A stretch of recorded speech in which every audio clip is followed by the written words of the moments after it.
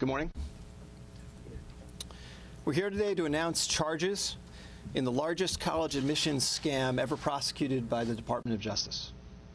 We've charged 50 people nationwide with participating in a conspiracy that involved, first, cheating on college entrance exams, meaning the SAT and the ACT, and second, securing admission to elite colleges by bribing coaches at those schools to accept certain students under false pretenses. In return for bribes, these coaches agreed to pretend that certain applicants were recruited competitive athletes, when in fact the applicants were not. As the coaches knew, the students' athletic credentials had been fabricated. Overall, today we have charged 3 people who organized these scams, 2 SAT or ACT exam administrators, 1 exam proctor, 1 college administrator, 9 coaches at elite schools, and 33 parents who paid enormous sums to guarantee their children's admission to certain schools through the use of bribes and fake academic and athletic credentials. A central defendant in the scheme, William Singer, will plead guilty today to charges of racketeering conspiracy, money laundering conspiracy, conspiracy to defraud the United States, and obstruction of justice. Singer allegedly ran a college counseling service and something called the Key Worldwide Foundation. Between roughly 2011 and 2018, wealthy parents paid Singer about $25 million in total to guarantee their children's admission to elite schools, including Yale, Georgetown, Stanford, the University of Southern California, the University of Texas, UCLA, and Wake Forest. Beyond enriching himself, Singer used that money to bribe college officials, Division I coaches, college exam administrators, all to secure admission for the children of his clients, not on their merits, but through fraud. Singer's foundation purported to be a charitable organization, but was actually a front Singer used to launder the money that parents paid him, of which he would then take a portion and dole it out as bribes to coaches and others. More specifically, with respect to the SAT and ACT scheme, numerous parents paid Singer between $15,000 and $75,000 to have someone either take the exam for their child or to correct their child's answers afterward, all to achieve a sufficiently high pre-agreed score on those tests. Singer accomplished this by paying defendant Mark Riddell, also charged today, to take or correct the exams, and by bribing 2 exam administrators, defendants Nikki Williams and Igor Dvorsky, to allow this to happen on their watch. Williams, student, and Dvorsky about $10,000 per student. To facilitate the scam, Singer counseled parents to take their children to a therapist and get a letter saying that because of purported learning disabilities or other issues, the child needed additional time to complete the ACT or the SAT. Once the companies that administer those exams had agreed to the extra time, Singer arranged for the child to take the exam individually with one of the proctors he had bribed, or one of the administrators he had bribed, either at a location in Houston or a location in California. Beyond the SAT and ACT scam, parents also paid Singer money that he then used to bribe coaches and administrators to designate their children as recruited athletes for various schools. In return for bribes, coaches would use slots that their schools had allocated to them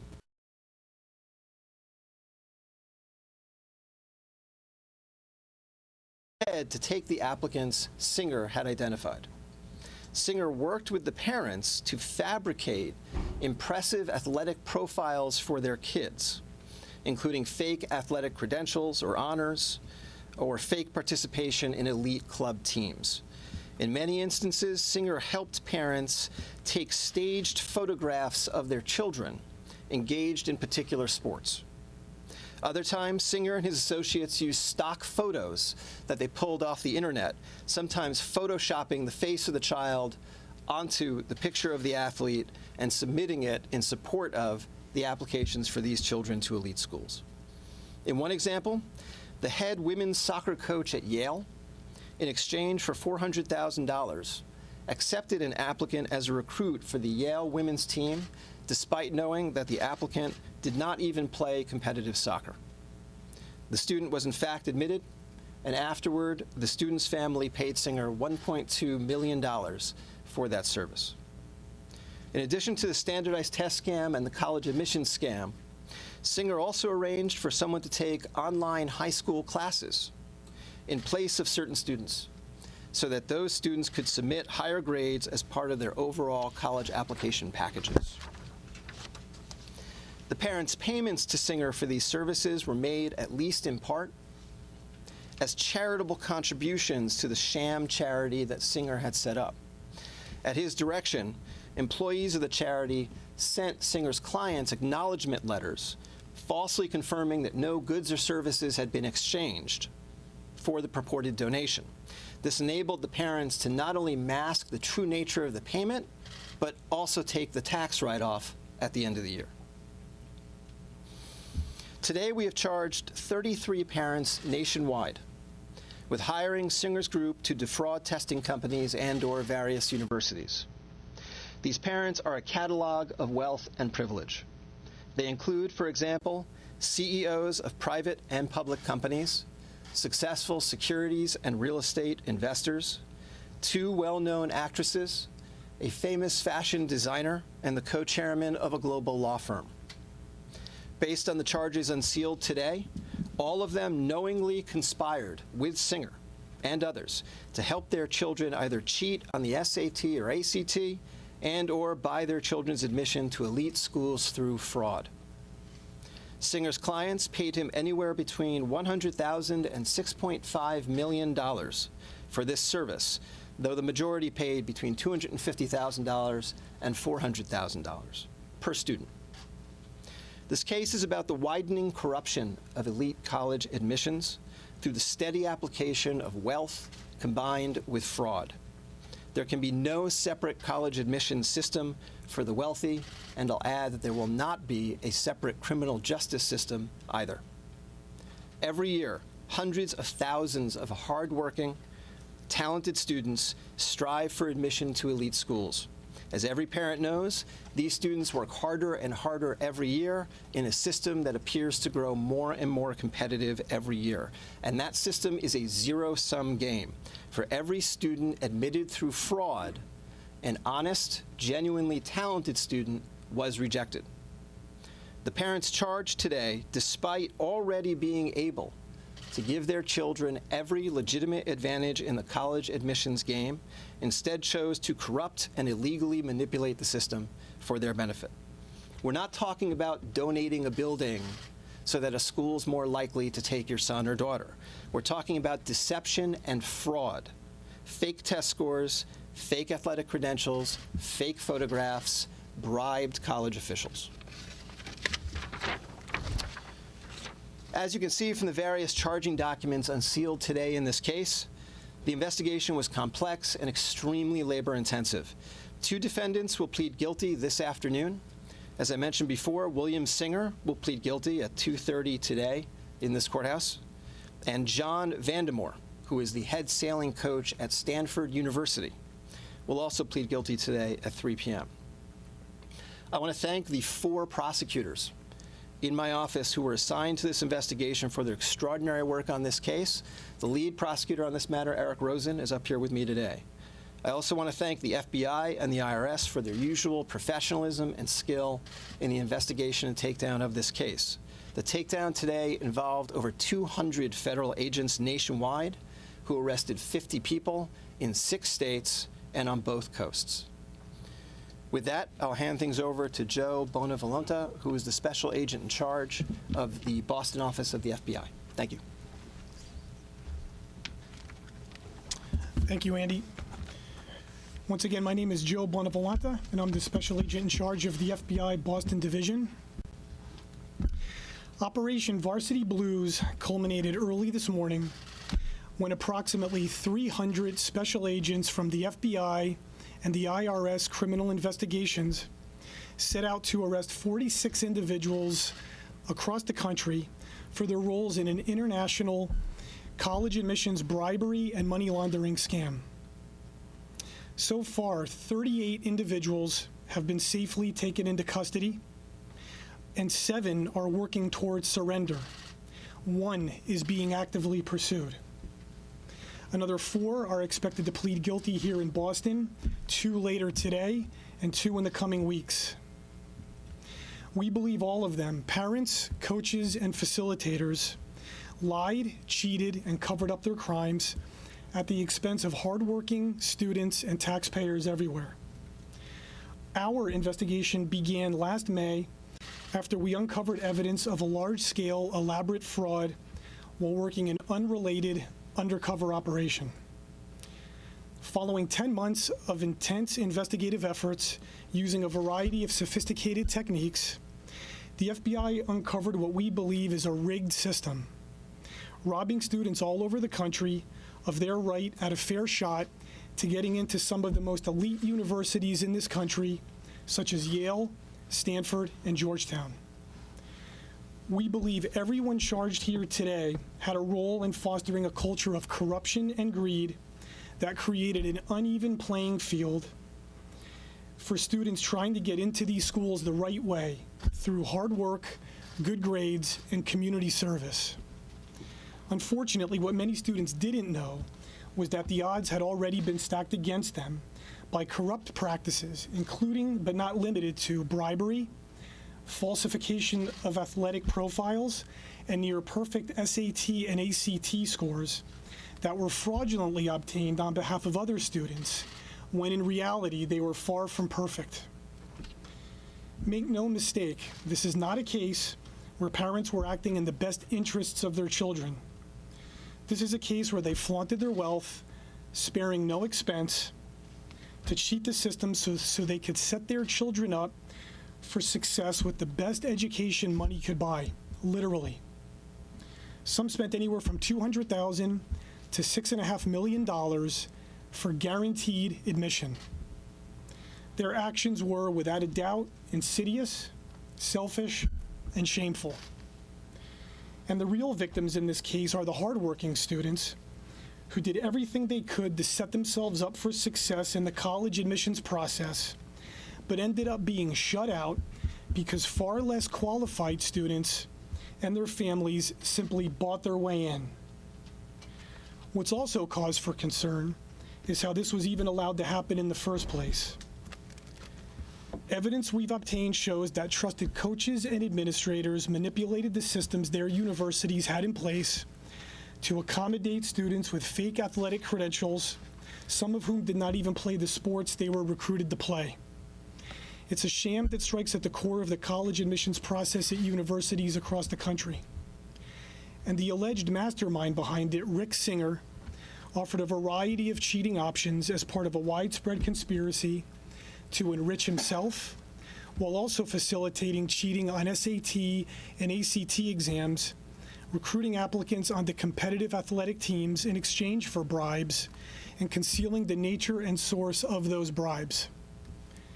There's no telling what their school of thought was while carrying out this conspiracy, but today's arrests should be a warning to others. You can't pay to play, you can't lie and cheat to get ahead, because you will get caught. This was a complex and demanding investigation, and it was charged accordingly. The use of the RICO statute signals the magnitude of the criminal enterprise and the seriousness of the crimes.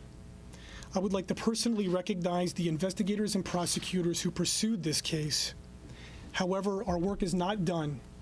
Our investigation continues, and we will continue to find and stop those who aren't playing by the rules, because as you can see in this case, the impact on everyday people is real, has consequences, and broad-ranging effect.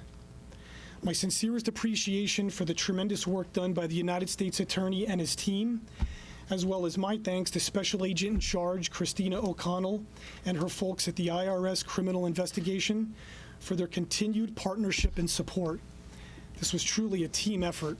Thank you. IRS.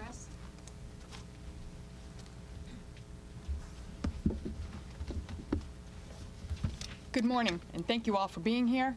I'd like to thank U.S. Attorney Andrew Lelling, and FBI Special Agent in Charge, Joseph Bonavolenta, for the opportunity to address you here today.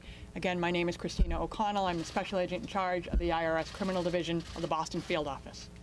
This morning, special agents from IRS Criminal Investigation, alongside the FBI, arrested dozens of individuals for their role in a nationwide scheme to exchange bribes for college admissions. At the center of this sweeping financial crime is William Rick Singer. Singer and the others arrested today conspired to not only make and receive bribes, but to also funnel those bribe payments through a bogus charity founded by Singer. Utilizing this charitable business facade, Singer was able to conceal the true source and nature of the bribe payments. Then, to further the false legitimacy, Singer advised parents making the bribes that they could deduct the illicit payments as charitable donations on their own individual income tax returns. Overall, IRS Criminal Investigation and the FBI traced over $25 million in bribes laundered through this alleged charity founded by Singer. Overall, our investigators also revealed that the true objective of those involved was not charity at all, but greed. IRS Criminal Investigation will continue to collaborate with our law enforcement partners in the United States Attorney's Office on these complex financial investigations to ensure that the honest American taxpayers receive the message that IRS Criminal Investigation will never let financial corruption and greed trump hard work and honest effort. Thank you. Questions? How did Boston become the lead office to prosecute this case? Well, it appears to be a conspiracy nationwide in scope. There are several connections to the Boston area. So fake test scores, for example, were submitted to Boston College, Boston University, and Northeastern. Two of the defendants live in this state. A lot of the conspiratorial activity, phone calls, meetings, did happen here. And we, frankly, have the resources and the sophistication to take down a case of this magnitude. Do you have any idea how many students were able to make it into these schools over the years? We don't know the total number. As Special Agent in Charge Bonavolenta mentioned, this is still ongoing. So the 33 parents who we have charged, their children were able to get in somewhere. There are more than that, but I'm not prepared to give you a total. Is there anything that's going to happen to those students? Yeah. I'm sorry? Is there anything that's going to happen to those students who got in fraudulently? Well, there are two aspects to that question, right? There is, what is the reaction of the schools they go to? We leave that to the schools. That's not my bailiwick. As to charges against them, we're still considering that. It's not an accident that there are no students charged in these charging documents. The parents, the other defendants, are clearly the prime movers of this fraud. It remains to be seen whether we charge any of the students. What degree were students? What degree did the students graduate? Do you know any percentage of how many students that actually got in fraudulently went on to graduate, get degrees? I don't know the answer to that question. How active were the Obviously, two students? parents are very popular. I'm sorry? Obviously, there's two parents particularly popular, closer to Huffman or in Loughlin. It sounds like they took two different routes. Can you go into a little bit more detail of what each of those parents are accused of doing? Well, they're essentially, I'll speak more broadly. There were essentially two kinds of fraud that Singer was selling. One was to cheat on the SAT or ACT, and the other was to use his connections with Division I coaches and use bribes to get these parents' kids into school with fake athletic credentials. Some parents took advantage of one. I think Ms. Huffman, for example, took advantage of one of these, which was the SAT cheating scam. Some took advantage of the other, and some took advantage of both. There's no pattern that way. Any understanding as to why she didn't do it for a second child according to the paperwork? I can't comment on that. Can you explain a little bit more about how you guys uncovered this case? I think what I can say is that our first lead in this case came during interviews with a target of an entirely separate investigation who gave us a tip that this activity might be going on. Beyond money, how did Rick Singer get his influence? How did he build up all these connections? Well, I think he began in this college counseling business years and years ago and built up his connections over time. I think beyond that, I can't really comment. As you can tell from the charging documents, the recruitment part of the scam depended on the personal relationships he had established with Division I coaches at a variety of elite schools. It says in here that the students are minimally involved in the exam cheating, but for a lot of these things, in terms of like getting the definition of learning disabled, how involved were the students? How much did they know what was going on? That varied tremendously. And so, for example, when you look at the complaint affidavit, which I realize is quite long, you will see instances where it's important to parents that their child not know that this had occurred. And in that kind of instance, the student would actually go and take the exam, and someone working for Singer would come in afterward, correct enough of the answers, submit the exam. In some instances, however, the child did know. And in fact, there's an instance in the complaint affidavit where a particular defendant and his daughter are on a conference call with Singer to discuss the scam. So there was a pretty wide range of how parents tried to play this, and Singer, I think, attempted to accommodate whatever the parents wanted to do. The coaches who are taking these bribes, was it for personal gain, or was it sometimes going towards the athletic programs at the school? It was both. So there is one coach who did not take any of the money for himself. The other coaches all took some money for themselves. Some took all of it for themselves, but most, it appears, gave some portion to the school's program and took some for their own use. Was this case tied to you mentioned another case that gave you a lead. Was this the Jerome Allen case with Celtics? No, it was not. You said the BC Northeastern BU were somehow victims of this admissions fraud. Can you elaborate on that? Well, they all received test scores that were artificially inflated through the cheating scandal. In one instance, as you'll see in the complaint, it appears that one of the defendants entered a quid pro quo with Singer, where Singer would help that defendant's student commit fraud, and in exchange, the parent would help one of Singer's other clients with admission to Northeastern University. I know it's a little confusing, but you'll see that in the complaint. And there's no evidence that the schools knew anything about this? I mean, they just believed what he was giving them? I think that's an important distinction to draw. It appears that the schools are not involved. It appears that in all of these instances, with the exception of one USC administrator who we have charged, University of Southern California administrator we have charged, the coaches were allotted slots for athletic recruitment. The coaches worked with Singer, meaning they accepted bribes. Singer gave the coaches sufficiently impressive fake athletic credentials. The coaches used those athletic profiles to convince everyone else internally that this was a good recruit for the team. The person was admitted, and the coach pocketed a bribe. Can you talk about some of the punishments, the level of punishments these defendants will face? It's a little premature for that. I mean, the statutes that we charge people under all have very high statutory maximums, but the actual sentence that someone might face, we just don't know that yet. It's very premature for that. Some of these bribes are substantial. You know, bribes between, as I said, usually between $250,000 and $400,000. Or actually, I should say donations to Singer from which he made these bribes of college coaches. So it's a little premature to say what ranges of sentencing they might be in. Do targets become cooperating witnesses? Well, I mean, I think as you guys know, and as you can see in the complaint affidavit, we do occasionally flip targets and they wind up cooperating, but I can't comment on whether any of these people will. I will say that the investigation remains active. These are not the only parents involved.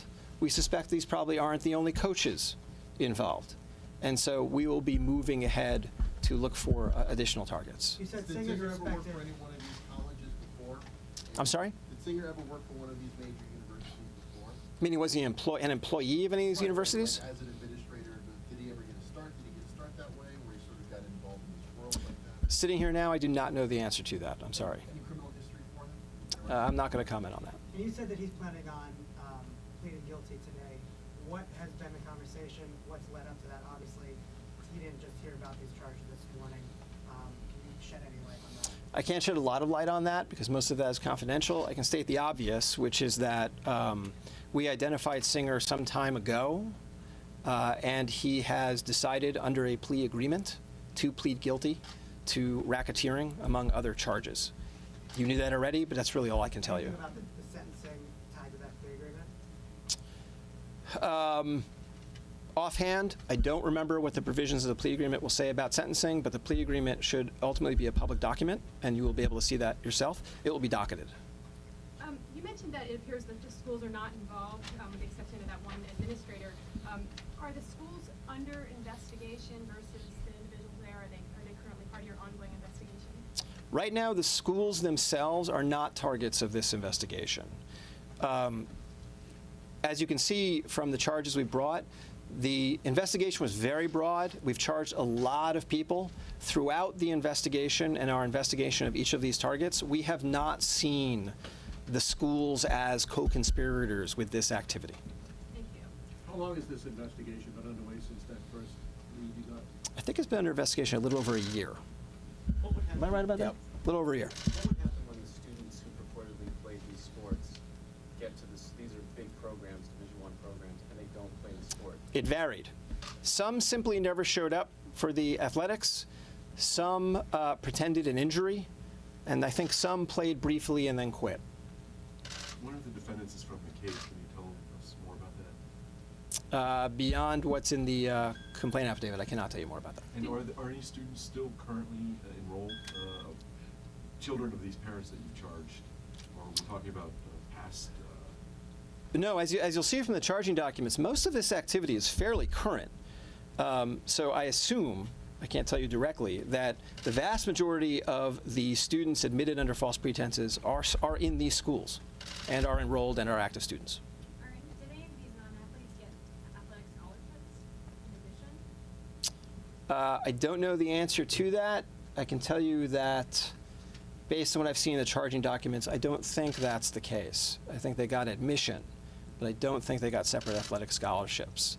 What Singer was good at doing was calibrating the fake credentials to appear realistic and not so impressive as to invite suspicion or additional scrutiny. Did he have any legitimate clients, or was it just entirely a scheme? I don't know the answer to that. One more question. One of the defendants is still being actively pursued. Can you go into any detail on that? One defendant is in Hawaii, and so it's a time difference. Question, there are rules governing at what times of day federal agents can make arrests, so you can't show up at 2 o'clock in the morning and arrest somebody. And so that's what accounts for that. And on Riddle, when he would take the exams, because I know sometimes he would change the answers, but is it like he was especially equipped to answer those questions correctly, or was he cheating and filling in the answers for all the exams? He was just a really smart guy. So if I understand your question correctly, he did not have inside information about the correct answers. He was just smart enough to get a near perfect score on demand or to calibrate the score. So Singer would discuss with his clients what kind of score they're looking for. So if your daughter took the SAT on her own the first time and got a particular score, retaking the exam, if her score goes up too much, that would invite scrutiny. And so Singer would discuss with parents what kind of score was impressive, but not too impressive, and then would instruct Riddell to attempt to get that score. And he was just good enough to do it. What did Riddell do? Did he have any sort of I'm not sure how much of that is public, so I'm going to err on the side of not answering that. I think in the charging document for Riddell, which is now public, you will find whatever I'm allowed to say on that point, but I don't remember it standing here. How do they actually change the SAT and ACT scores? Like, what do they actually do? Well, Riddell would either take the exam in place of the student or would correct answers after the student handed in the card with his or her answers on it. And that would be submitted to the SAT, to the College Board or ETS for the SAT, or to ACT Incorporated for the ACT, and it would just be scored under that person's name. Did the College Board ever have any inclination? I mean, was there anything that they thought there might be cheating going on? Did any of the prompting of this investigation come from them? I can't comment on that. There are two pretty prominent actresses that you mentioned. Is it safe to say they were among those who were arrested without incident today? Yes. Okay, thank you guys. Thank you. Thank you. There were two athletics.